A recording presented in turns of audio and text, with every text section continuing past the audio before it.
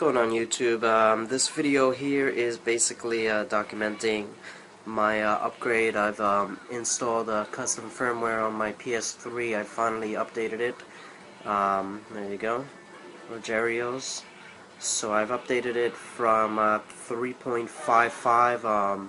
This is the PS3 that had the PS3 Slim that has the Multiman.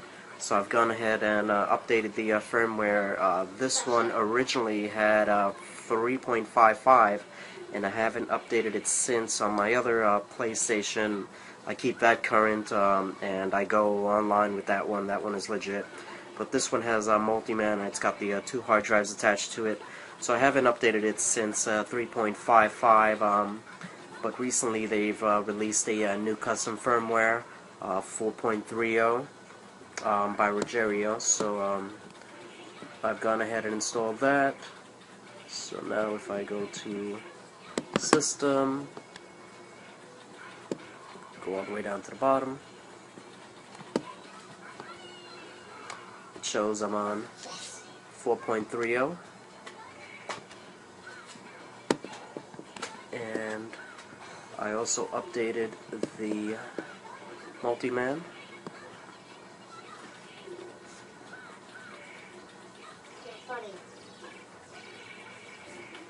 It takes a bit to load.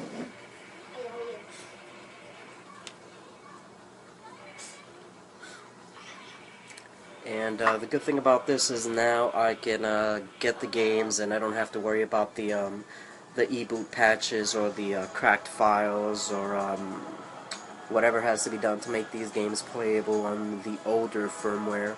Now they will work just fine. So here is my Multiman screen. Let's go to a newer game. Let's see. Alright, let's do Street Fighter X Tekken. Actually, let's do Tekken Tag. That was more of a recent game. So we choose that. Press X.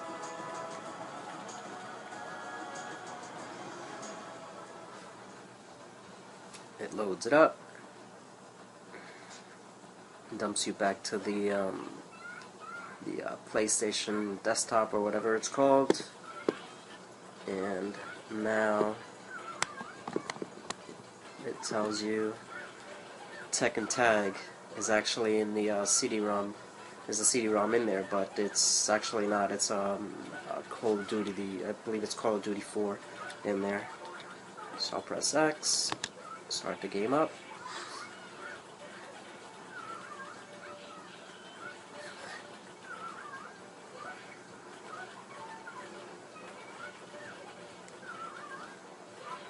Alright, so there's, this one is currently plugged in. The Cat5 cable is plugged into the network, so there's an update available for the game.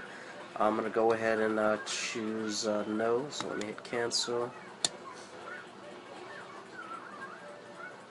Alright, that's fine.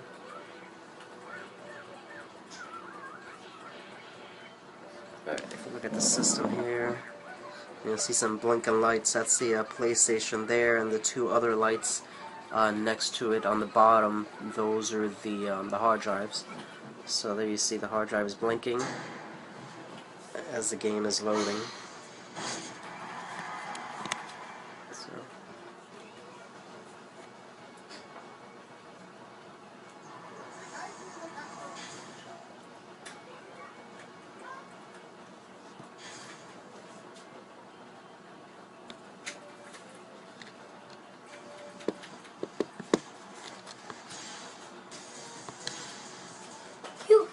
Hard.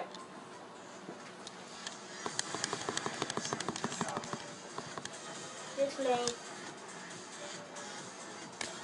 Alright, so let's do some of this.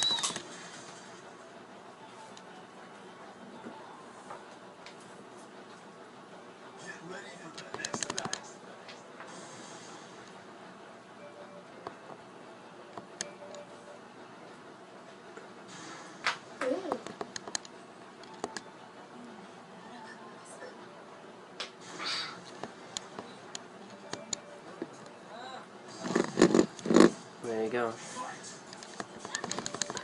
Everything's functioning just fine.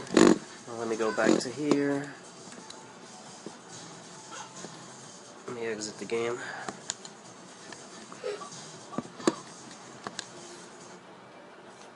I'm gonna turn on the light over there. Mm-hmm.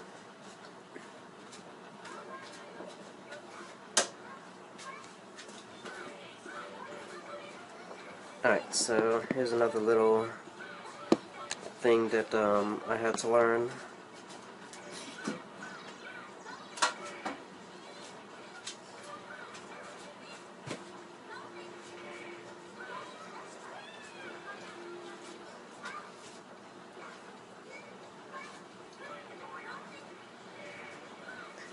If the game, sometimes the games that were previously modded with the e-boots, so they can work on the older firmware, won't work. What you have to do is, like this Tekken here. This Tekken, I had a e-boot mod, so it would work on a 3.55 custom firmware.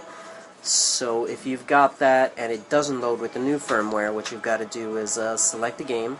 So in this case, Tekken Tag, you press, it tells you right here, you press square, so you can go into the game settings, and you go all the way down to the bottom and choose permissions.